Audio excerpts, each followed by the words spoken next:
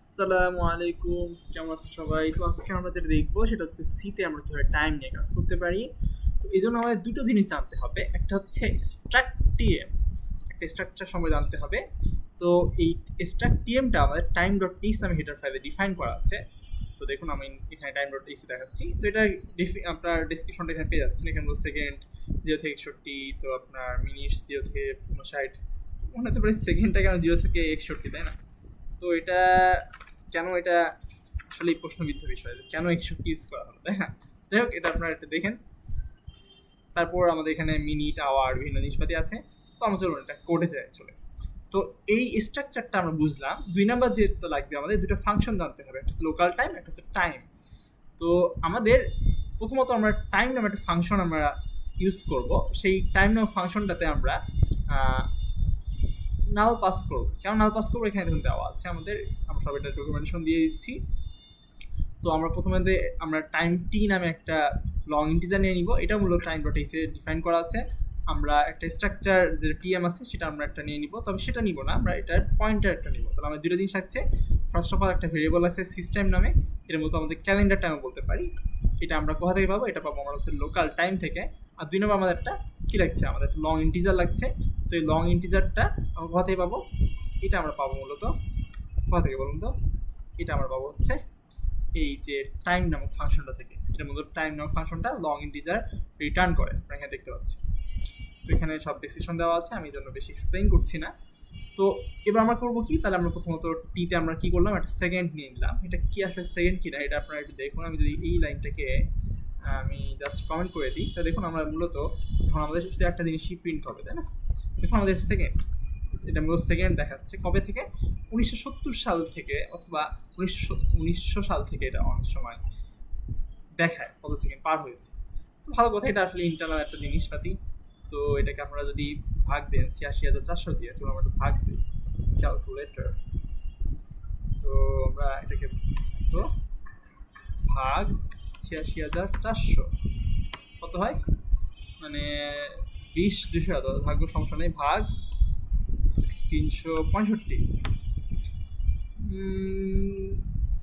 কেমন কেমন লাগছে, তাই না? 86,400-তে আমরা এরকম ভাগ দিলাম। 86,400 কী জিনিস আসলে? 86,400-তে একদিনে কয় সেকেন্ড? এখানে 55 বছর দেখাচ্ছে। তো 55 বছর মানে কি? এখন কি 2025 সাল চলছে।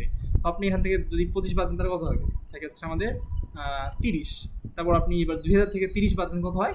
আমাদের কিন্তু 1970 হচ্ছে, তাই না? এইটা আর কি হিসাব। তো এখন আমাদের এই জিনিসটা কিন্তু সরাসরি আমরা ইউজ করতে পারবো না।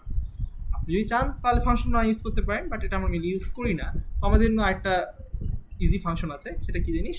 সেটা হচ্ছে আমাদের লোকাল টাইম নামে ফাংশন আছে। এই ফাংশনটা করে কি, এই যে সেকেন্ড আছে না, এই রিটার্ন করছে, এই সেকেন্ডটাকে আমাদের এই যে সুন্দর একটা ফরম্যাটে নিয়ে আসে। এখানে আমরা সেকেন্ড, মিনিট, আওয়ার সব দেখতে পাবো। তো আমি ধরুন একটু রান করি, যদি এবার আমি যদি আবার রান করি, দেখুন আমাদের কী কী পাচ্ছি। আমরা প্রথমে কি 18 পেয়েছি। 18 মানে কি 18 সেকেন্ড, সরি 18 আওয়ার। 18 কেন? কারণ এখন 6টা বাজে। তারপরে তিন, তিন কি জিনিস? তিন দেখো আমরা নিয়ে এসেছে সিস্টেমের মান্থ। 3 এর 0 থেকে শুরু হচ্ছে, তার মানে কি আপনার এপ্রিল মাস চলছে, যখন 3 এসছে। তারপর ইয়ার কত এসছে? 125। এটা মূলত 1900 সাল থেকে আপনি হিসাব করছে 125। তো এটা আমরা চাইলে কিন্তু যোগ বিয়োগ করে ঠিক করতে পারি।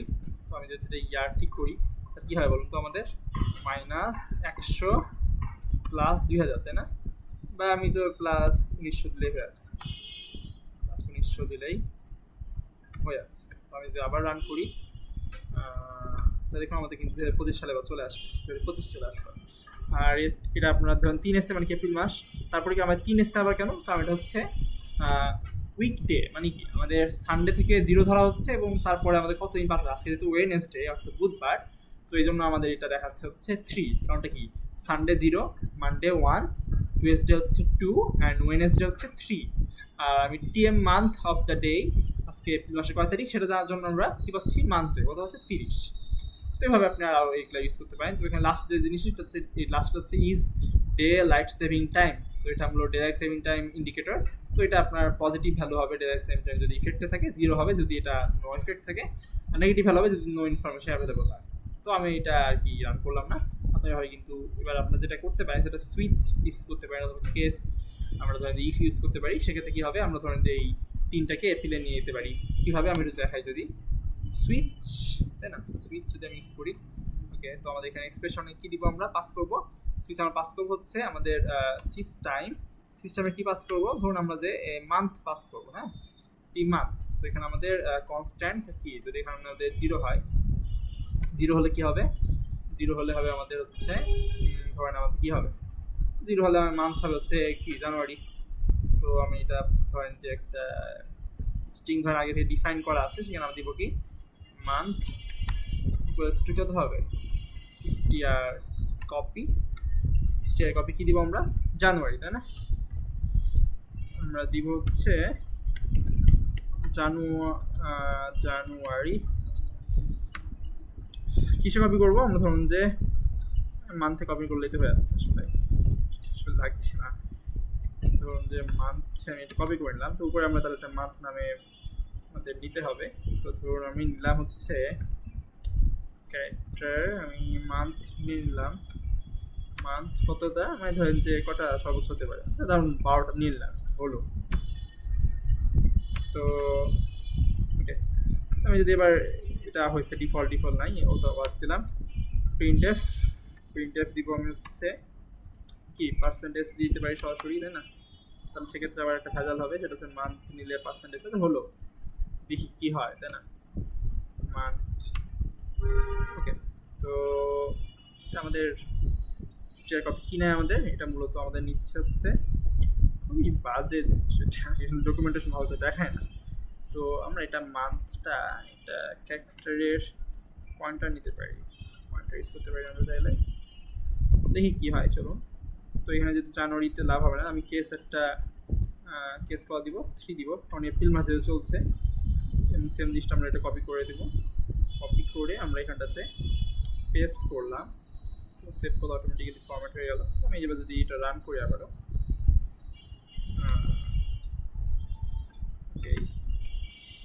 দেখুন আমাদের কি হচ্ছে, stair copy implicit declaration of function stair copy.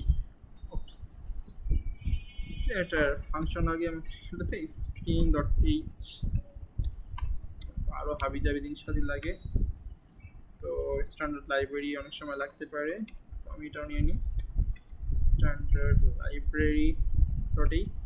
Okay fine. তো আমি যদি এবার রান করি আবারও, তো এবার আমার রান করছে, দেখুন জানুয়ারি আসছে। তো জানুয়ারি আসার কারণটা কি, আমাদের 0 তো হওয়ার কথা না, সিস্টেমের মান্থ যেটা টিএম মান্থ, এটা 0 হওয়ার কথা না। তোমাদের এখানে মান্থটা জানুয়ারি কেন হলো, স্টিয়ার কপি কিছু একটা সমস্যা হচ্ছে, তাই না? কারণ আমাদের এখানটাতে মান্থ জানুয়ারি দেখাচ্ছে।